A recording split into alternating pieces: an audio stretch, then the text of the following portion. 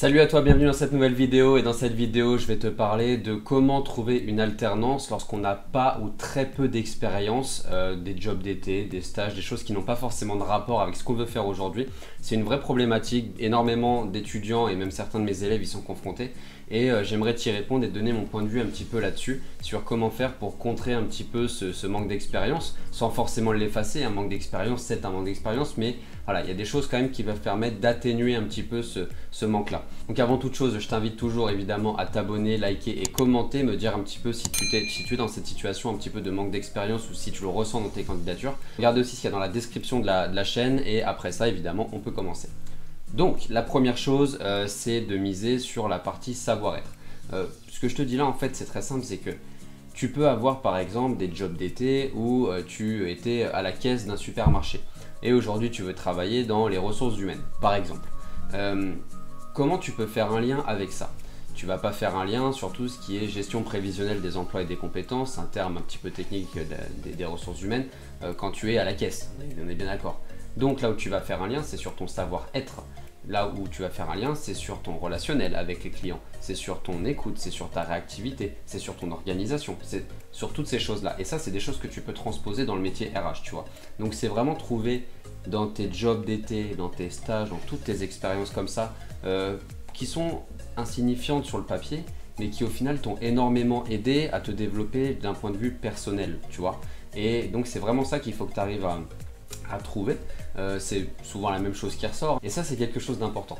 Donc savoir-être toujours à mettre en priorité lorsque surtout tu n'as pas un parcours qui est forcément cohérent et qui joue pas forcément en ta faveur par rapport à ce que tu veux faire par la suite. Regarde ce que ça t'a apporté et t'essaies de le transposer avec ton métier futur dans ton argumentaire. La deuxième chose, et c'est quelque chose qui a tendance un petit peu à me surprendre et à m'énerver parfois, c'est que y a des personnes qui sont dans un domaine comme, je dis n'importe quoi, la logistique, et qui veulent aller dans le marketing, peu importe, et qui attendent la rentrée de septembre en fait pour commencer à se former. Voilà, lorsque je parle avec elles en privé sur LinkedIn ou autre, elles me disent bah oui, je vais dans le marketing, j'attends la rentrée et là j'ai pas d'expérience, les gens ne veulent pas de moi ou autre. Mais si la personne veut aller dans le marketing, quitter la logistique pour aller dans le marketing, j'espère que c'est parce qu'elle a un intérêt pour le marketing. Et si la personne a un intérêt pour le marketing, j'espère qu'elle a pris les devants et qu'elle commence déjà à se former sur le domaine du marketing. Ça paraît évident, hein, mais qu'elle commence déjà à se former là-dessus. Et donc si elle se forme dessus, c'est qu'elle doit commencer à apprendre des termes techniques. Si je parle de marketing, parler un petit peu de Pestel, parler de SWOT, parler de Porter, parler de McKinsey, de termes un petit peu comme ça. Et ça, du coup, dans un argumentaire derrière en entretien, évidemment que le recruteur va savoir que la personne n'a pas d'expérience en marketing jusque-là. Mais le fait de voir qu'elle a déjà des termes techniques et qu'elle se forme et qu'elle prend les devants et qu'elle est proactive, tu vois, on revient sur le savoir-être en fait finalement.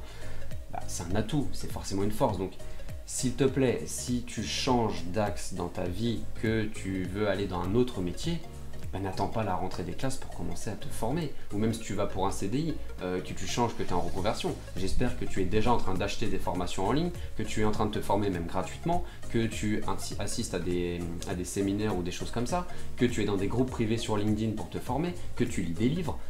C'est du bon sens, hein. Si tu changes d'axe dans ta vie de carrière, de domaine d'activité, normalement, tu es déjà censé te former, même sans attendre que l'année commence, en fait. C'est logique, hein. Donc ça, c'est le deuxième point, et ça te permet d'argumenter avec des termes techniques en entretien, et donc de valoriser le fait que tu es une personne qui va de l'avant, en fait, tout simplement, et qui est curieuse. Et le troisième axe que j'aimerais te transmettre ici, c'est le fait de penser un petit peu recommandation. C'est un axe qui est souvent oublié et qui est de plus en plus important. Moi je le vois dans mon activité, il y a de plus en plus de personnes sur internet qui proposent un petit peu n'importe quoi, qui vont proposer exactement en payant ce qu'il y a en gratuit sur YouTube, ce qui n'est absolument pas mon cas. Ce qu'il y a dans mes formations payantes, tu ne trouveras jamais ça sur YouTube ni sur internet, à plus de 95% facilement, sinon mes élèves n'auraient pas des résultats comme ça si tout le monde avait accès aux mêmes informations. Donc voilà, c'est important même pour moi d'avoir des recommandations de mes élèves, des témoignages écrits ou des recommandations sur le profil ou quoi que ce soit pour attester que ce que je propose effectivement c'est de la qualité et que c'est pas ce que tu vois sur internet ailleurs. Mon contenu est presque unique en fait. Donc c'est pareil pour la recherche d'alternance, d'emploi et toutes ces choses là. Et ça, ce qui est super important, c'est de garder un bon relationnel, un bon contact avec tes anciens responsables, des maîtres de stage, des personnes avec qui tu as travaillé en job d'été aussi, toutes ces personnes-là qui peuvent attester de tes compétences techniques, mais ça va pas être le plus important puisque tu changes de cap, mais attester de ton relationnel, attester de tout ce que tu mets en avant, écoute, rigueur, organisation, autonomie, toutes ces choses-là. C'est ça qui est important en fait. Et quand tu vas candidater ou discuter avec une personne, un recruteur, c'est lui transmettre justement des numéros de téléphone, des adresses email, des contacts de personnes qui peuvent attester tout de suite de qui tu es réellement, tu vois, pour te mettre en avant. Donc, je récapitule rapidement. La première chose, c'est de faire un point sur ton savoir-être. Qu'est-ce que tes expériences passées t'ont donné sur ta partie notamment savoir-être. Il peut y avoir du savoir-faire aussi, si c'est pas totalement incohérent avec ce que tu veux faire. Il peut y avoir ça aussi, mais plutôt savoir-être. La deuxième chose, c'est de te former dès maintenant. Juste après cette vidéo, c'est de commencer à te former en investissant ou en te formant gratuitement ou peu importe, mais te former pour connaître des termes techniques et être convaincant lorsque tu auras un premier entretien avec un recruteur ou un N+1 potentiel. Et la troisième chose, c'est de penser recommandation. Job d'été, stage, toute expérience qui est faite précédemment. Attention à ne pas demander à un pote déguisé, entre guillemets, en ancien responsable de te recommander, parce que si le RH commence ou le N+1 commence à poser des questions un petit peu techniques sur tel ou tel point, ça risque de jouer en ta défaveur très très vite et de toute façon on ne ment jamais là-dessus, ça se sait très vite et t'es cramé tout de suite derrière. Donc voilà, assure-toi d'avoir des bons contacts qui peuvent te recommander et attester de ton potentiel.